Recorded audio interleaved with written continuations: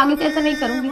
तुम ना मुझे अब टाइम देना, प्यार देना, बस मुझे और कुछ नहीं चाहिए। I'm सॉरी यार, I'm सॉरी। ज्योति तुम्हें एक बात बोलूं, शादी हम दोनों की हुई है, मेरी शादी तुम्हारी बहन से नहीं। तुम हर बात अपनी बहन से पूछ कर करते हो। अरे वो तुमसे छोटी है, तुमसे बड़ी नहीं, बल्कि तुम्हें उसको समझाना चाहिए। एक रिश्ता कभी भी पैसों का मोहताज नहीं होता, ज़रूरतों का मोहताज नहीं होता। एक रिश्ते को अगर चाहिए होता तो वक्त पार्टनर का, प्यार पार्टनर का।